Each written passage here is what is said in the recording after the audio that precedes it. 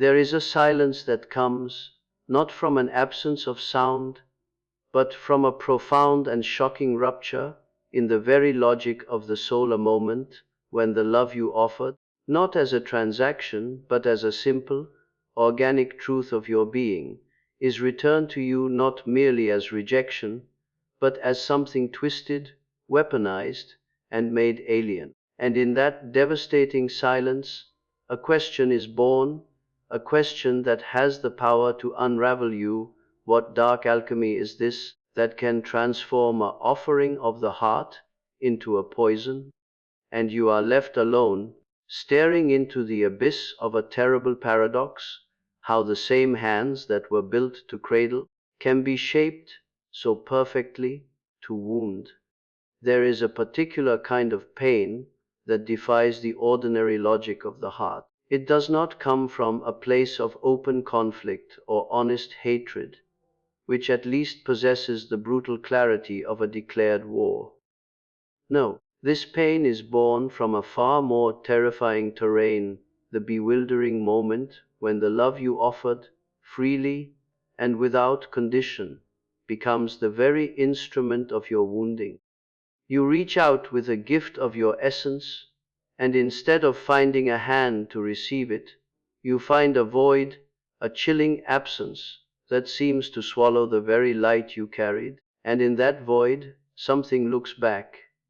It is not the face of the person you thought you knew, but something older, something stranger, a shape of darkness that your own love has inadvertently awakened. This is the terrible paradox we must confront, that by standing as a source of light, you cannot help but cast a shadow in another, and sometimes that shadow gathers itself and begins to gaze intently, hungrily, back at you.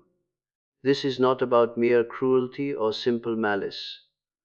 What you are encountering is a fundamental law of the psyche, what I have called the reality of the shadow. Within every individual exists a vast, hidden continent of the self, the aspects, the impulses, the latent capacities that the conscious personality deems unacceptable, weak, or shameful. This shadow is not evil in itself, it is simply unconscious, untamed, and undifferentiated.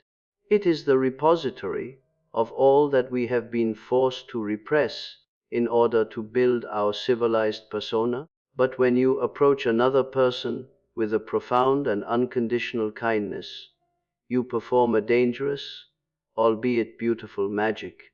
Your love, by its very purity and intensity, becomes a mirror, and in that mirror the other is forced, perhaps for the first time, to see the stark outline of everything they are not. They see their own capacity for coldness against your warmth, their own pettiness against your generosity, their own hidden hatred against your open-hearted affection. Your love does not create their shadow, it illuminates it. And for a soul unprepared for such a confrontation, this revelation is unbearable. The conscious ego, threatened by this uprising from within, cannot and will not accept that this darkness is its own. To do so would be to shatter the carefully constructed image it presents to the world. So, in a desperate act of self-preservation, it projects that shadow outward, onto you. You become the carrier of their darkness. Your love is now reinterpreted as naivete, your patience as weakness, your generosity as a hidden demand. They must tear you down, not because of who you are, but because of what you represent, the unbearable reflection of their own unlived life, their own unaccepted self. This is why the pain is so uniquely devastating. You are not being attacked for a flaw, but for a virtue. You are being rejected for the very gift that you believed was your greatest strength. The battle is not on a level playing field. You are armed with an open heart, while they are fighting with the repressed fury of their own inner world, a fury they have now convinced themselves belongs to you. To be hated for one's love is to feel the universe itself has gone mad. But I tell you, in this madness lies a cryptic and painful invitation. The abyss that gazes back at you, though it wears the face of another, is ultimately a reflection of the universal human condition. Your encounter with it is a brutal initiation into a deeper layer of psychological truth.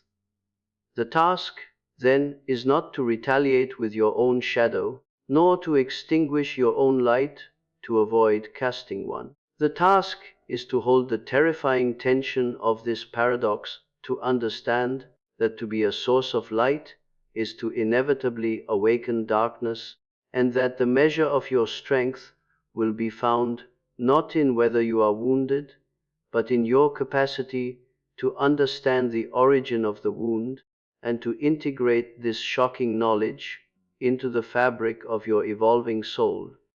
There is a pain that arrives not as a passing storm, but as a cataclysm that alters the very landscape of your soul. It is a betrayal so profound, a cruelty so inexplicable, that it seems to annihilate the person you once were. In its immediate wake, you are a ruin. You look upon the shattered fragments of your trust, your affection, your naive belief in a fundamental fairness, and you cannot conceive how this devastation could be anything but an end.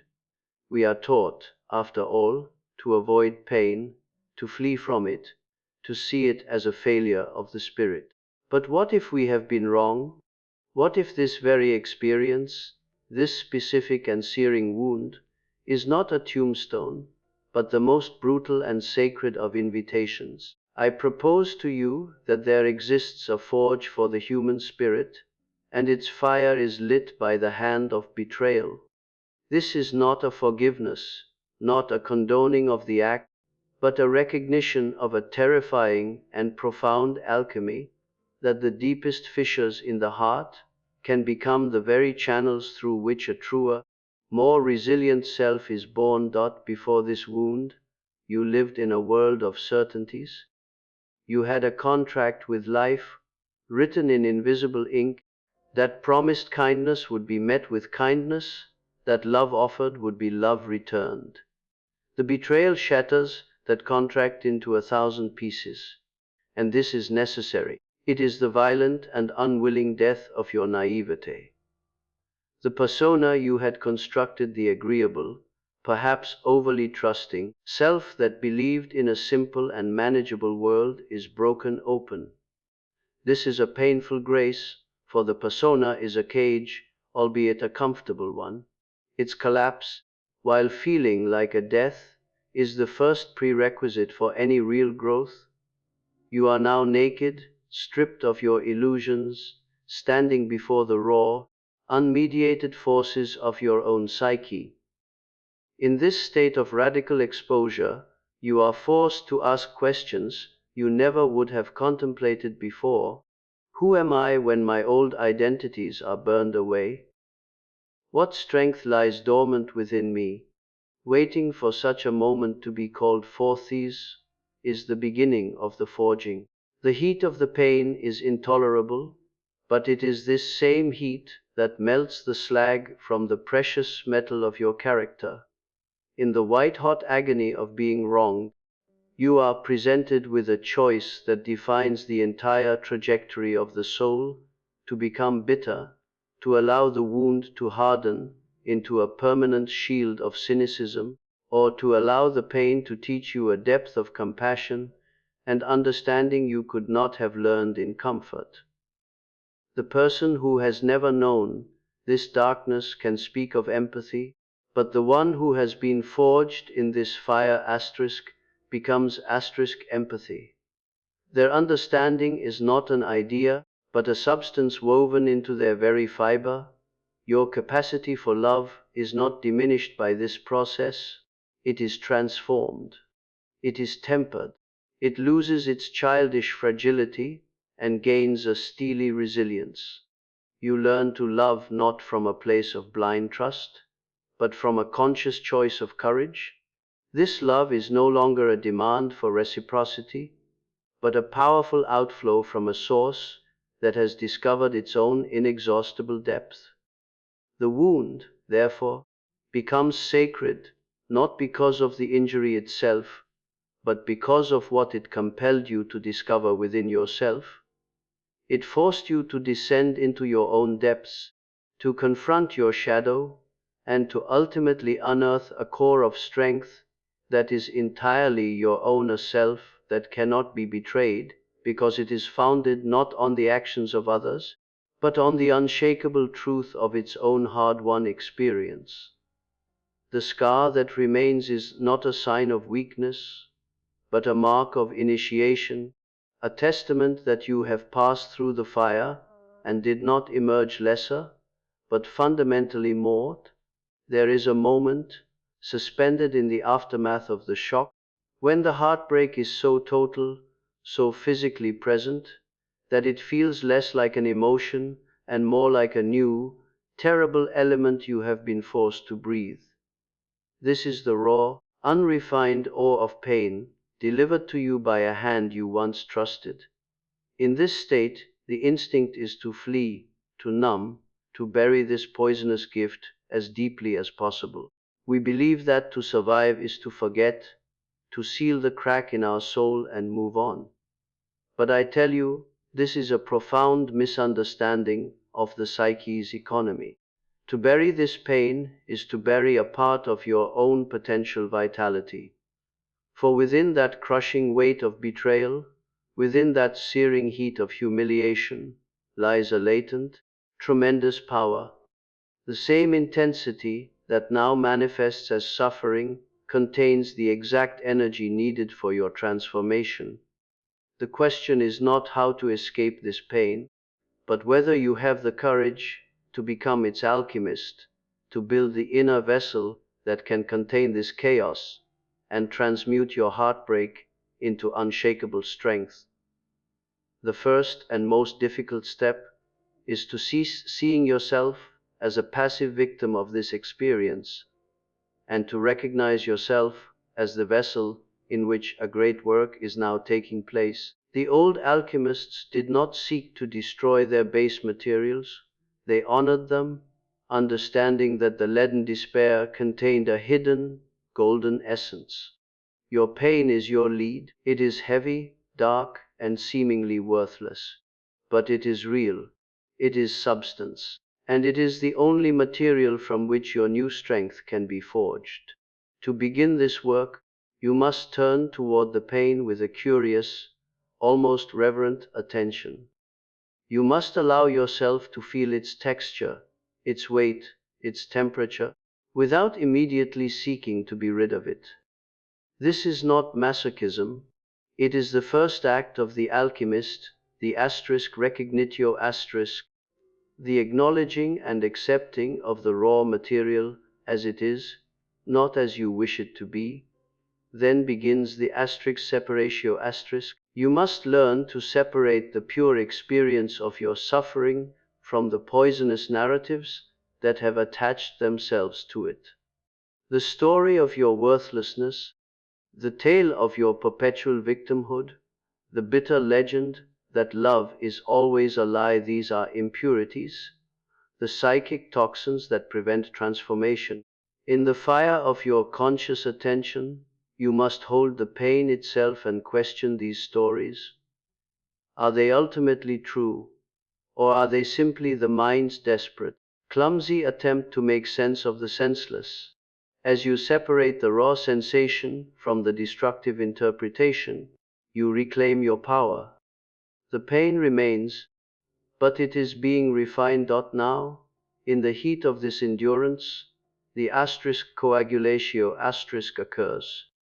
The fragmented pieces of yourself, your shattered trust, your wounded innocence, your fractured pride begin to recombine.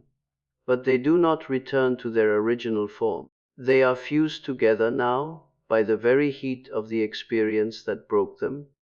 What emerges is a new substance, a new quality of soul resilience. This is not a brittle hardness, but a profound flexibility and depth. Your compassion is now lined with discernment. Your kindness is now backed by boundaries forged in the understanding of darkness. Your love, when you choose to give it again, is no longer a naive offering, but a conscious, powerful act of courage. The heartbreak has been transmuted. It is no longer a wound that weakens you, but the source of a deeper, more authentic power, a strength that knows its own origin and is therefore unshakable. You carry the gold you have forged yourself. There is a prison cell that you know intimately, one whose cold walls you have traced with your fingers in the darkness countless times. Its bars are made of the words they spoke to you, the betrayals they enacted, and the profound injustice that seems to have become the very air you breathe. You are the prisoner, and they the one who hurt you are the captor, the warden of your misery. This story is so clear, so devastatingly simple. But what if this arrangement, this fundamental dynamic you accept as reality, is itself the core of the illusion?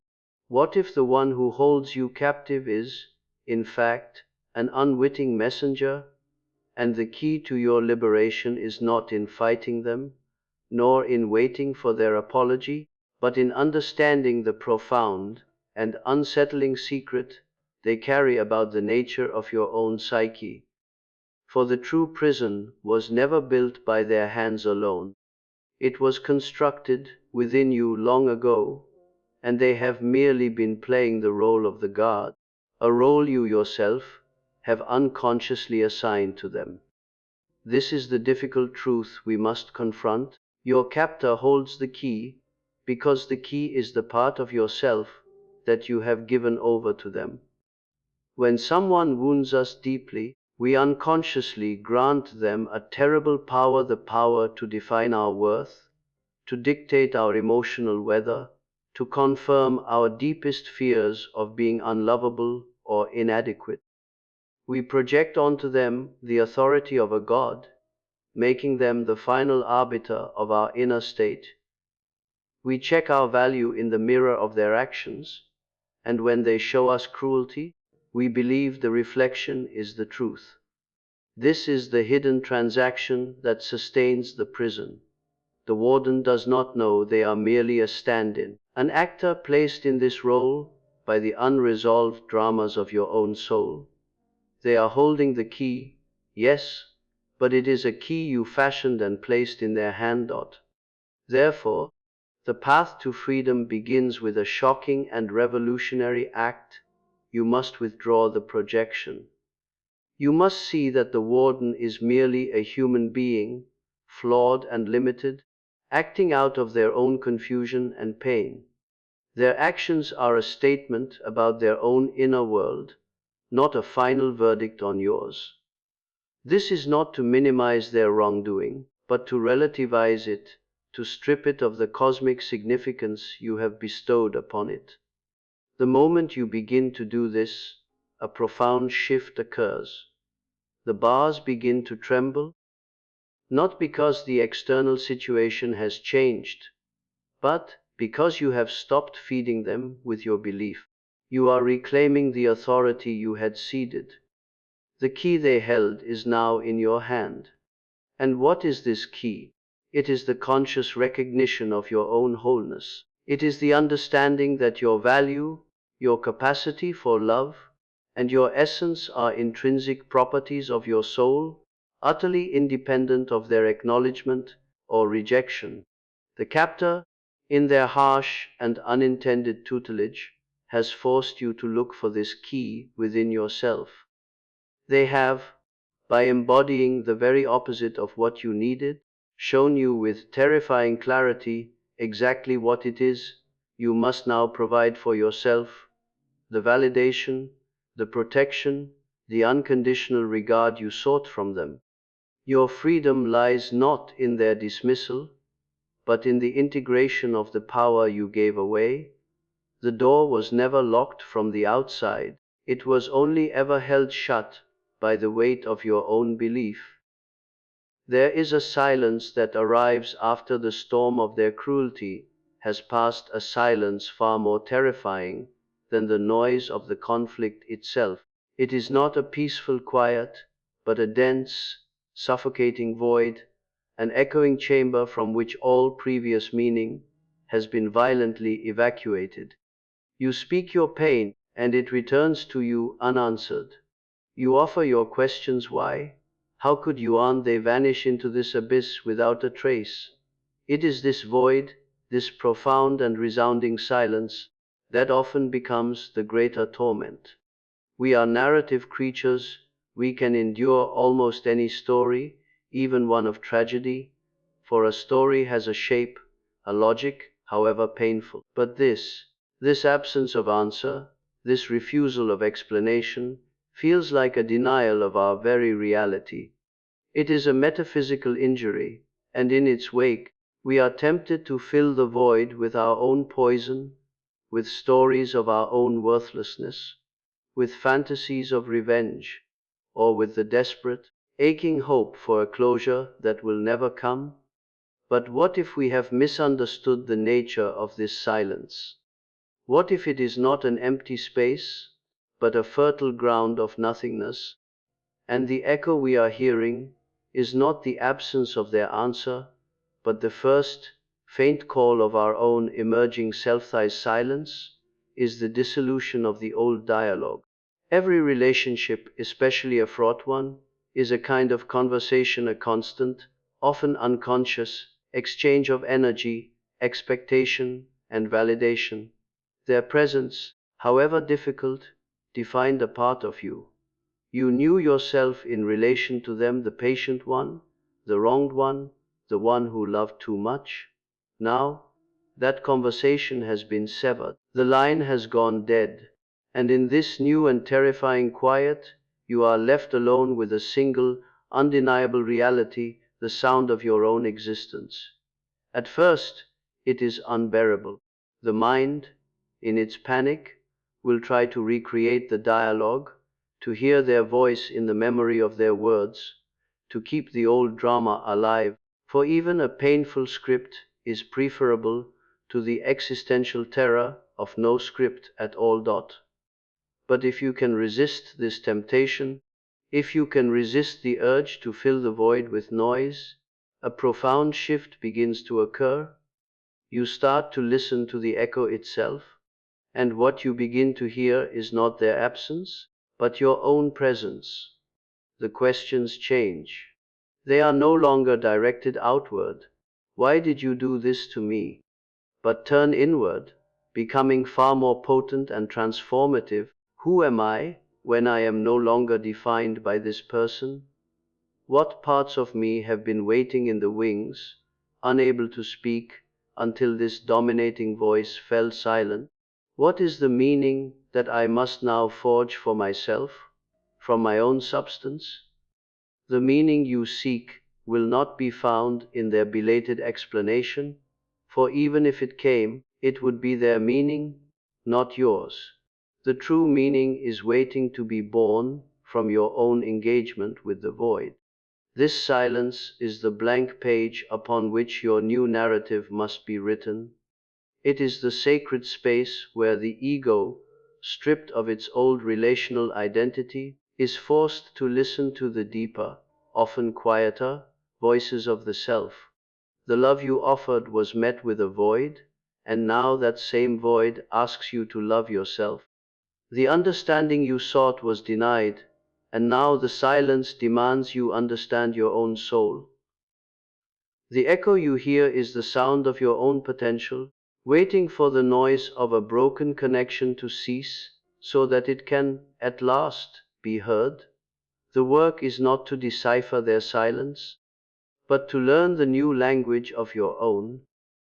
There is a pain so acute, so personal, that it seems to have your name written on it in a hand you do not recognize. It feels like a theft, a violation so specific to the architecture of your soul that it must be a random, meaningless act of cosmic cruelty. We instinctively recoil from this feeling, seeing it as a foreign invader, a poison to be purged, a mark of shame to be hidden. We wrestle with it, we beg for it to release us, we see it as the absolute opposite of our well-being. But what if our entire understanding of this phenomenon is backwards? What if this profound hurt, which feels so much like an ending, is in fact a brutal but precise form of address? What if it is not a random attack, but a dark and unlikely invitation, a summons, delivered not in the gentle ink of kindness, but in the searing brand of betrayal, calling you to a meeting with your deeper, truer self? Consider this: the person you were before this wound was a complex construction, a tapestry woven from the threads of expectation, inherited values, and the carefully managed persona you presented to the world. This self was functional. It navigated the daylight world of agreements and social contracts, but it was likely incomplete, living only on the surface of its own vast potential. Then the rupture occurred. The love you offered was met with contempt, your trust with deceit. And in the shattering of that foundation, something extraordinary happened. The carefully constructed room of your old identity collapsed, and you found yourself thrown into the wilderness of your own unexplored psyche. This is the invitation. It is not delivered on a pleasant parchment, but on the cold, hard stone of reality breaking apart. It is the call to stop living in the comfortable, furnished rooms of your former self, and to venture into the raw, uncharted territory within. This is why it hurts so much. The pain is the necessary demolition. The ego, the center of your conscious identity, does not willingly surrender its throne. It must be dethroned by an experience it cannot rationalize or control. The values it held dear, fairness, reciprocity, simple cause and effect, are proven false. In the devastating vacuum that follows, a space is cleared. And into this space, the contents of the deeper self begin to rise. You may encounter long-buried anger, a strength you never knew you possessed, a clarity of vision that is unclouded by naive optimism, or a profound sorrow that connects you to the universal human experience of suffering. These are not new elements.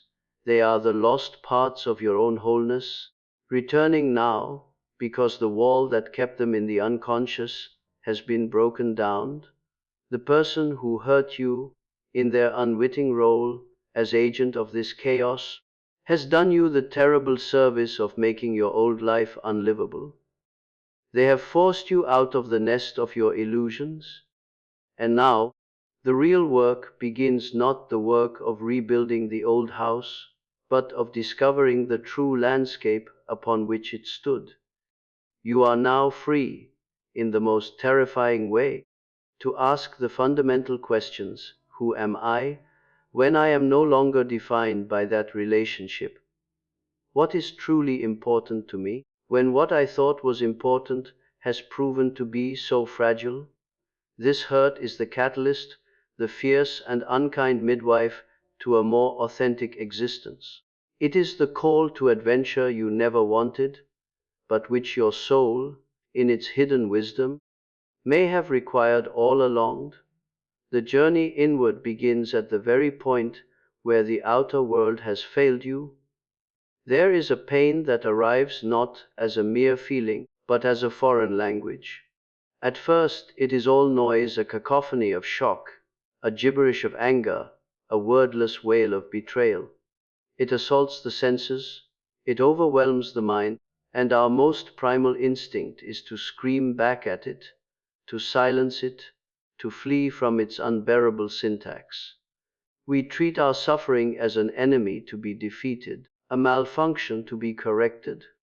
But what if we are approaching this entire experience from the wrong angle? What if this pain is not a random onslaught, but a complex and profound communication?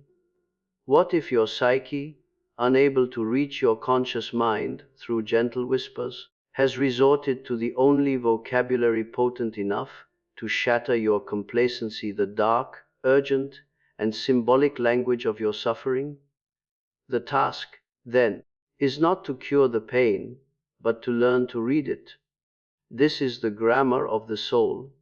It does not speak in the straightforward prose of everyday life. It speaks in the poetry of symptoms, in the knot of anxiety that tightens in your chest when a memory surfaces, in the profound fatigue that descends after an encounter that drains your spirit, in the recurring dream that visits you night after night with its baffling imagery. These are not random misfirings of your biology, they are hieroglyphs.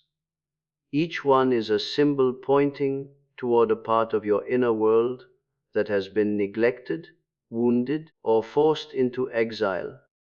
The constant tension in your shoulders may be the physical inscription of a burden you have carried for too long.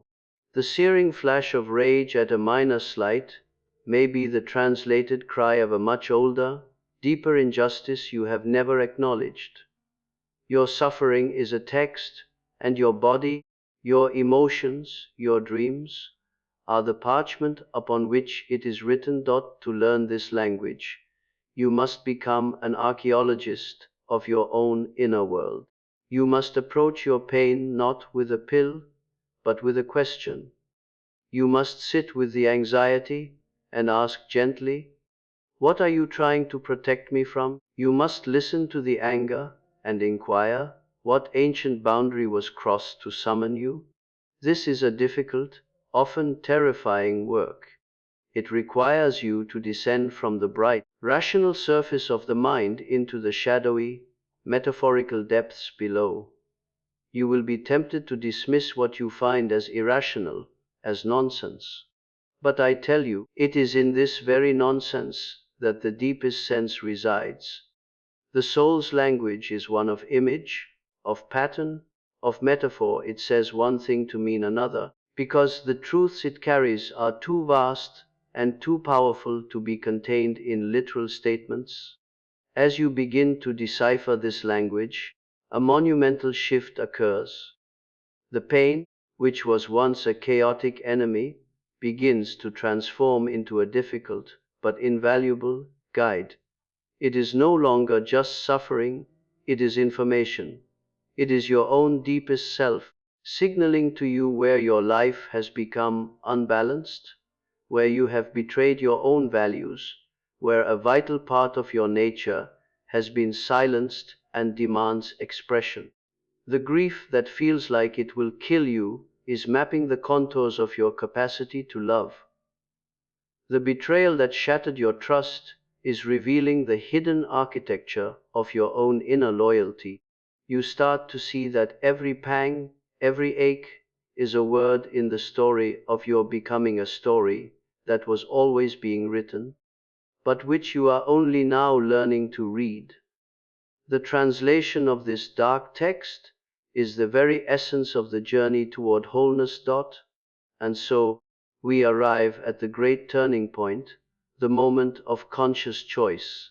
You have descended into the abyss and found it was your own depth. You have held the searing coal of betrayal in your hand until you felt it cool into the unshakable strength of the alchemist. You have listened to the silence and heard, for the first time, the resonant truth of your own voice. The grammar of your suffering has been translated, and you now hold the text of your own liberation. Do you see now the magnificent and terrible truth? You are not the prisoner of your story, you are its author. The shadows that frightened you were cast by your own immense light. Every wound, every fracture, was but the necessary opening through which a greater wholeness could emerge. You are not broken, you are breaking open, and from that fissure, the authentic self, the true and indivisible self, is now rising, not in spite of the pain, but because of it. It is forged, it is tempered, it is awake. So I say to you now, go forth from this place not as a survivor, but as a sovereign. Carry this hard-won key in your heart, and never again give it away. Look upon the world with eyes that have seen the darkness and chosen the light. Let your compassion be fierce, your love be conscious, and your boundaries be sacred. Your life is no longer a question asked of others, but an answer you live, breath by breath, with a courage that is yours alone. You have walked through the fire, and have found you are the gold. Now, go and live from that unassailable place. The world awaits the singular, the necessary, the unstoppable force that is you. Thank you, and good luck on your continued journey.